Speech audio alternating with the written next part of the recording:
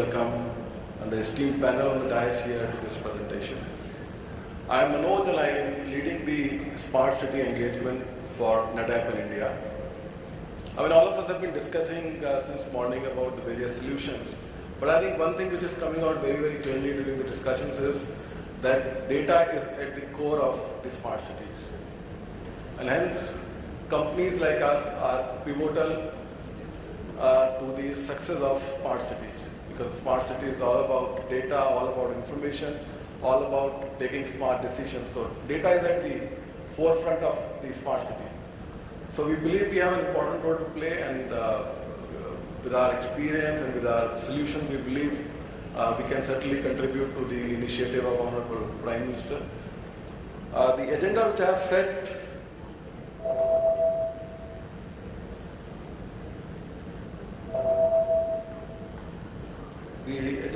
for the next 10 to 15 minutes is I'll give you a brief overview of who we are and what do we do. Some of you might have heard about us, but for some of those who have not really interacted with us, I'll just give a brief preview of it. I'll give you our smart city perspective, what exactly do we mean by smart city, and I in fact briefly touched about it in my initial discussions. We'll look at some of the challenges of traditional architecture. Storage is something which we have been seeing for at least 2 decades in the country. But we need to see what are some of the challenges with that, and are there any new ways to address some of those challenges. And the next section is smart data architecture. That's something which we believe is the way to go, when it is about putting the smart data architectures for your smart cities. And last but not the least, I'll touch upon the experience we have both globally and in India. So I'm going to share this.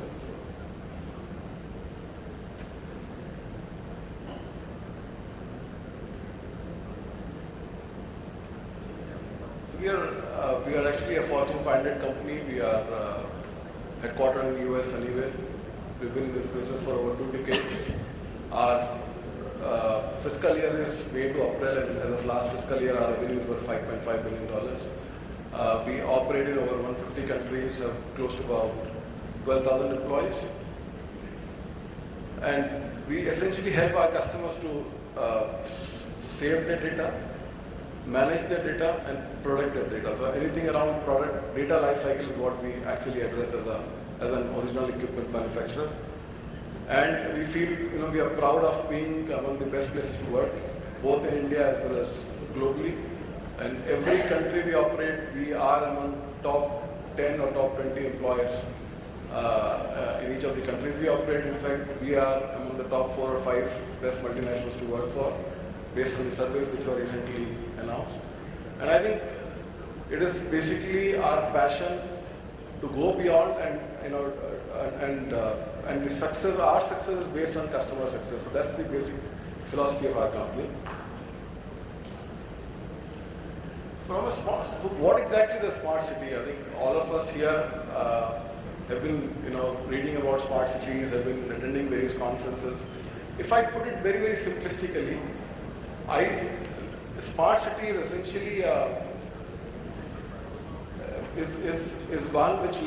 smart city is one which leverages ICT, information communication technology, to take smart decisions on real-time basis across various functions of a city. It could be water, it could be waste management, it could be transport, it could be health, it could be education. The idea is, I think the two core things are smart decisions on a real-time basis. And the second is, which is critical for a smart city, is how do you encourage collaboration between the various departments? And I think one of the panelists in the morning or in the afternoon was talking about that. You have a road which has been done today, and the next day maybe one of the utility companies coming and taking that road. So that talks about how the two organizations are completely not in sync, because we have already invested in building that road, and the next day somebody else is coming and taking that road. So it is very important that how do you get these various departments, different entities to talk to each other, and they are in unison at any given point in time. And I think, so road was one example. Secondly, if there is a fire, it is very important that the various, whether it is police, whether it is health, whether it's traffic, all of them have to really work as one team just to ensure that the loss of life and to the property is minimal. But what really enables these smart decisions? So ultimately it's the data, because data is nothing but information. So based on information you take these decisions. And ultimately that is the reason why we are saying that your data architectures have to be smart and you really need a thoughtful consideration. And here I would like to also highlight that since we are engaging with a lot of smart cities, while there is a lot of emphasis on the solution sets, we talked about traffic management, we talked about safe city, but somewhere I think data center within your command and control center plays a very, very important role, and I think that also needs a lot of due diligence while you are shaping your city into a smart city and so on and so forth. So let me take a minute to, and I don't know how many of you can connect with me here. As I said, storage is something, or storage or IT infrastructure, whether server, storage, we've been seeing with us in the data centers for almost 2 decades now, or maybe over 2 decades. We have seen that traditionally, it has been a very, very siloed approach. So you have an application A, and you deploy a solution based on the performance requirements, scalability requirements. And then tomorrow you have an application B and you end up buying a new infrastructure for that. And then you have application C and you will end up buying a new infrastructure. It does not end there. You actually have to deploy a backup. You actually have to buy a DR in case it is a business critical or a mission critical application. So you end up building silos of infrastructure. And then there are manageability issues. It is quite possible that one infrastructure may require a different skill set. The other infrastructure may require a different skill set, which means you need to have a pool of resources which is actually managing these different discrete infrastructures. So that becomes a challenge. And today all of us know there are attrition issues in the industry. A person goes and then to hire a new one, and in the absence who would really manage the show. And most of the time what we have seen is these architectures, you end up spending your money just to keep the lights on. It is more of, and the CIO is not really looking at the strategic value which is driving out of the technology investment. It is more about keeping the lights on. And then you can't really leverage these, because these are all discrete units, you can't really leverage them, make them look like one. If there are any spikes, you have to see how do you provision that. You can't really cross, a provision between these various resources. So that becomes an issue. Scalability, it is limited by the solution which you have deployed. So which, for example, if a solution has been deployed to scale to 100 terabyte, but the moment you need 105th terabyte or 101st terabyte, you have nowhere to go. You have to actually buy a new solution which can address your scalability requirements. So, which means whatever investment has gone into the old infrastructure goes for a toss. Data is growing exponentially, we have seen, and with the digitization drive, we only expect data to grow. And today, till about 10 years back or even 5 years back, we used to talk about 5 terabyte, 10 terabyte, 100 terabyte. But with safe cities, smart cities coming over, today I am seeing bits which require 20 terabyte, 20 petabyte, 30 petabyte. In fact, there are already deployments of that scale in India. That used to be deployments in US and some of the advanced countries. But today in India, we can say that those deployments of those scales are already existing, and thanks to some of these initiatives like Smart City and Safe City.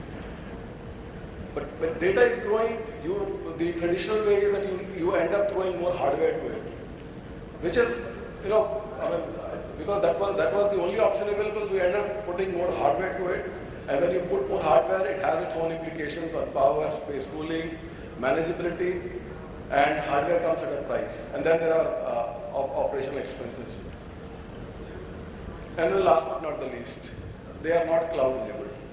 So all of us know cloud has arrived. It has arrived in a big way. All of us are touching cloud in some form or the other. Some of my data is also residing somewhere in the cloud, which means cloud is here for real.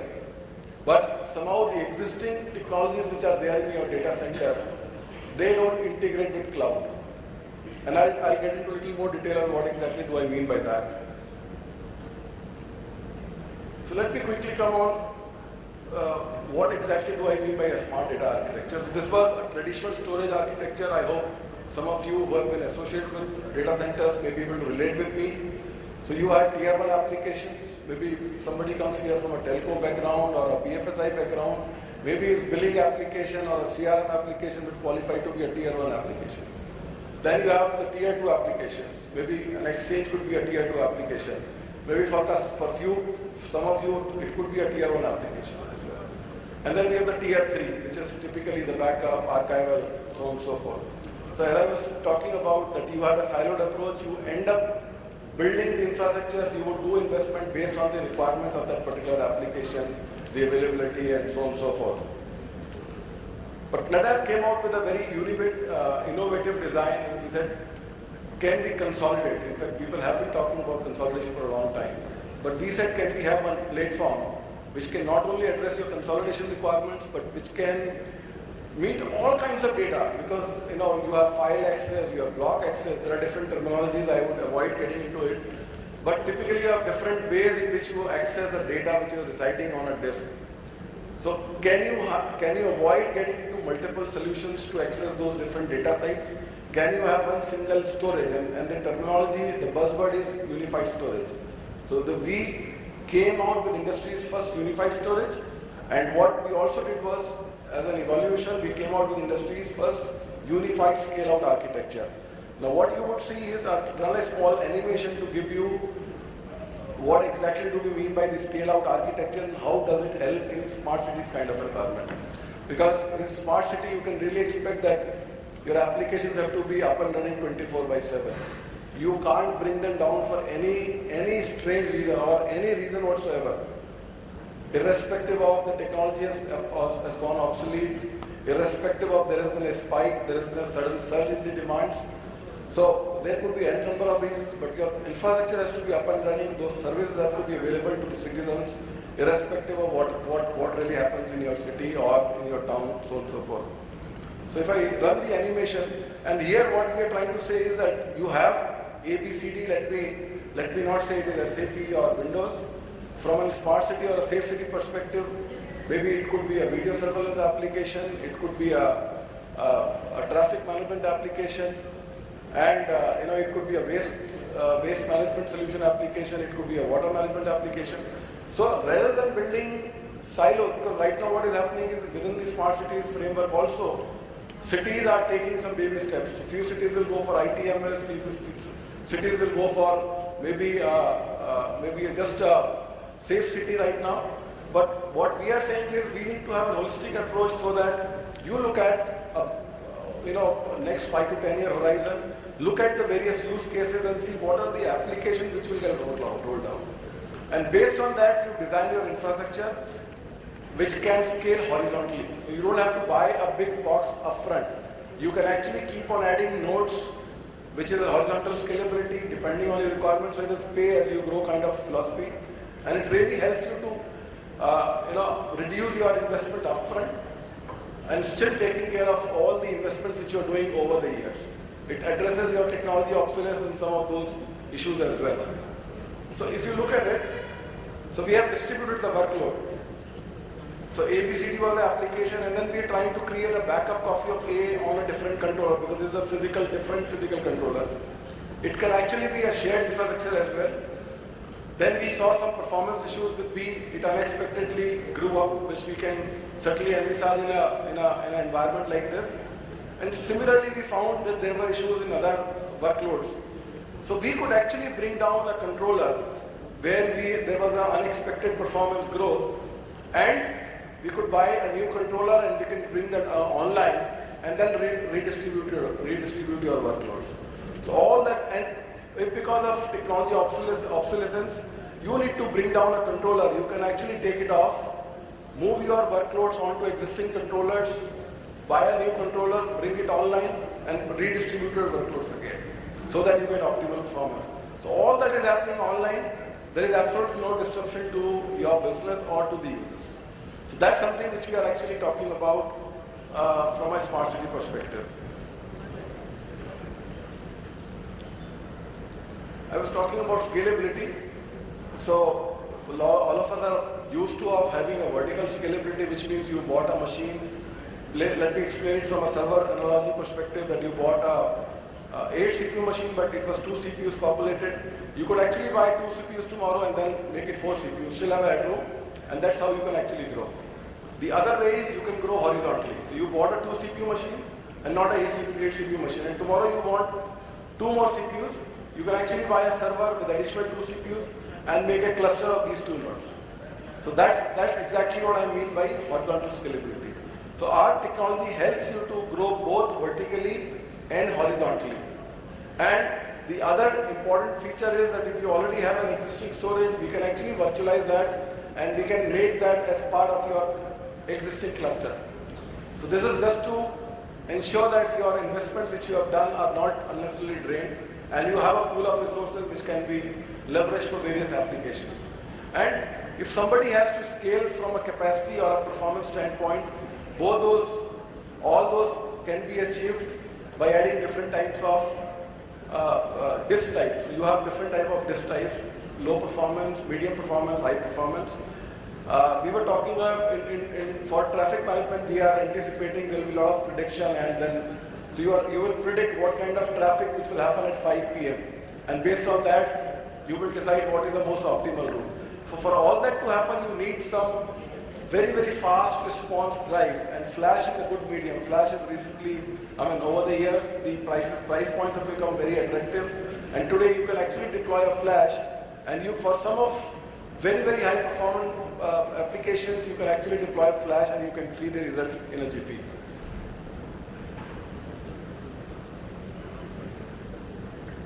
So this is secure multi-tenancy. We could actually buy one storage and you can have multiple clients or multiple tenants sharing the same infrastructure. So we can create multiple virtual storages out of one physical storage. And a good analogy is you could actually have Pepsi, Coke residing or sharing the same infrastructure. So it is something analogous to your VMware or Hyper-V, which typically virtualizes your server. Very similarly, we have this technology which helps you to virtualize your storage and helps you to deploy multiple tenants or multiple applications or multiple departments on one physical infrastructure. And this is actually the foundation for your cloud. And storage efficiency, we were talking about data growing exponentially. How do we bring back, how do we cut down on the storage expenses while your data is growing exponentially? Are there technologies which can help you to reduce or bend your cost curve? So there are some about 10 or 12 technologies which we have innovated over a period of time, which helps you to reduce your storage footprint while your data is growing exponentially. So we talked about it briefly. Cloud is compelling. There are use cases for it. Right now, we are working with a lot of customers who are looking at cloud very, very seriously for backup or archival. I know of a large enterprise customer who has actually deployed his entire ERP on the cloud. So there are various use cases, but cloud is certainly compelling. It bring down your cost. There are no manageability issues. You are in a way outsourcing your entire infrastructure to a cloud service provider, and helps you to address a lot of your issues. But what we also realize is that there are customers who have already been on the public cloud, and with time they have realized that maybe a private cloud would be a better option vis-a-vis a public cloud. So while customers are moving from their own data centers onto a public cloud, a reverse trend is also being seen. We know of a large retailer, which I can't share at this platform. With the level of scale he is currently operating, he felt that if he come out of the public cloud, built his own private cloud, perhaps it will be far more cheaper over 3 to 5 year window. And he decided to do that. So essentially what we are seeing is, it is not private cloud versus public cloud or public cloud versus private cloud.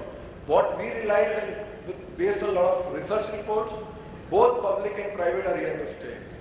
And as a customer, as an organization, you might want to leverage both of them, because there would be certain use cases good for private cloud, certain use cases good for public cloud. So you need to have both these environments, but I think the key is how do you blend these two?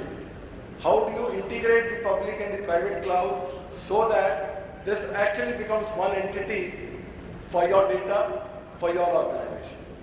And I think that's the key. And that's something where NetApp is actually playing a key role there. So I was talking about, so while hybrid cloud is the way to go, but we anticipate or we see some challenges with the hybrid cloud. First of all, moving data from one cloud to other. Today what happens is if you go to a cloud service provider, you put your data there and then you actually have to forget. And you just keep enjoying or keep using the services of that CSP without having much control of the data which is residing there. You can't really move the data out or move to a different CSP at your whims and fancies. There are a lot of dependencies there. Managing data consistently. Very, very simply, both these entities will have different technologies, different data management tools which don't talk to each other. So while you are sitting in your data center, you don't have access to the data. You can't really manage the data which is residing in a cloud service provider. So these are two different entities altogether. You have a risk because you can't really control the data which is in somebody else's data center. You don't have any control of it. You won't have a view of the data. So there is some amount of risk which is associated with the data putting up in some CSP. And then integrating new with existing. There are new technologies which keep coming, but then there are issues of how do you integrate them with the existing technologies, and then that remains an issue. So NetApp has come out with an architecture which helps you to connect these various dots, connect these various entities, cloud entities, so that you could actually move your data between these various entities depending on the requirements. And I have a slide to explain that. So what we see is that there are three different entities. You have a private cloud, you have a public cloud, and then you have a service provider or a co-location. Now based on the use case, you may decide which one you want to choose. But you are still not at the mercy of the cloud service provider. You have complete visibility of your data, you have complete control of your data. And whenever you want to move out, you can actually move out of that service provider. So that gives you a lot of flexibility. And so for example, maybe if somebody has a billing application, he might want to put in his own data center, but backup, archival, he may still want to put on a public. And DR he may want to do with a co-location. So there are different use cases. But he has complete control on how he wants to architect the solution and leveraging the benefits of cloud, because nobody is undermining the benefits of cloud. So while we are leveraging the benefits of cloud, we are still able to have a tighter control on the data and the manageability part of it. And that's something unique, and we believe smart cities, cloud will certainly have a role to play. And that is where some of these solutions can play a very, very unique role for the municipal corporation and the commission. So essentially, the point which I am trying to make is that while all these challenges can be addressed with different solutions, I doubt if there is one single solution which can address all the pains, all the challenges of a traditional architecture. And we have one single platform to address all those pain points, challenges of a traditional architecture. Now I'll not take more than 2 minutes. So this is about, since I was talking about cloud, I thought I'll talk about a large cloud deployment in a government agency. This is about US CNRA. CNRA stands for California Natural Resource Agency, and they are responsible for all the wildlife to the entire coastline, to the parks, to agriculture, to water in the state of California, which happens to be the largest state in the US.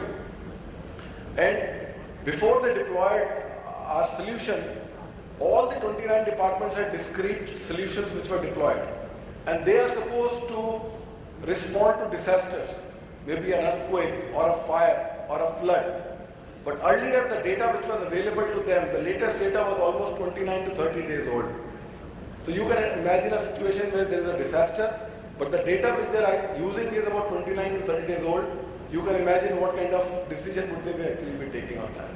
But when they decided to have a shared infrastructure, have a cloud, that was the time they were able to respond at the speed of citizens. So that was a remarkable change. And they were also able to reduce their capex and opex, which was given, because when you buy multiple IT infrastructure vis-a-vis one shared infrastructure, naturally cost goes down. So that was the But there was a lot of business benefits which they saw. And let me see if I can run a video for you, just to.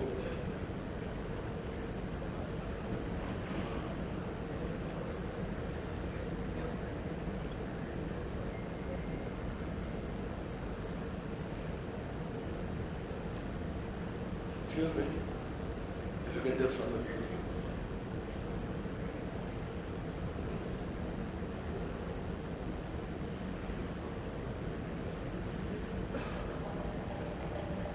California is the 8th largest economy in the world, but that exports.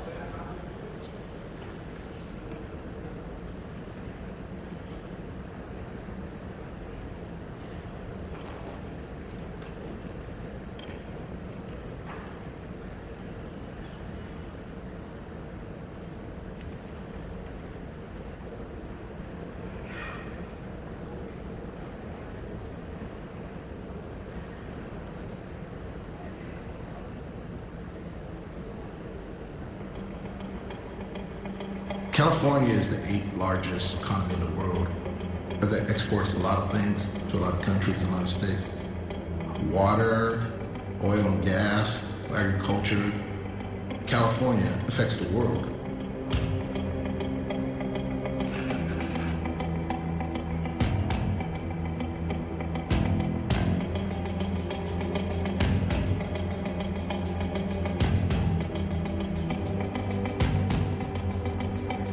Water. Without water, there is no agricultural business in California.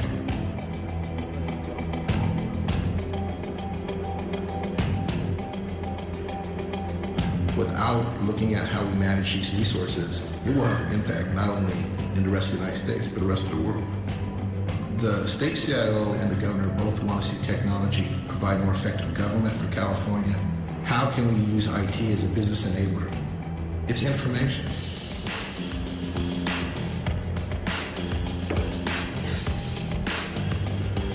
The mandate around shared services and consolidations, we have to drive that collaboration into the IT ecosystem. The big reason that we went with NetApp for cloud services was because of the functionality NetApp provided that other vendors didn't. It would support our high-performance computing, our new big data analytics, our mobile strategies. Giving us the ability to securely partition data between customers and allow customers management capability of their data. We capture data on everything. The technology that allows us to be able to communicate quickly to the local governments, things like levee breaks or flood flows, it's incredibly important to have that data. We are 97% virtual. We have over 8 petabytes of information. We have 300% more storage capability than we had 18 months ago. We've reduced our CapEx across the board by 42%. We've reduced our operational X by 30%. With us, a strategic partner isn't somebody that just comes along and sells us a product. NetApp products and their engineers understand where we're going. The citizens need information today, not yesterday. We have to provide time to market information to our departments so that they can operate at the speed of the citizen.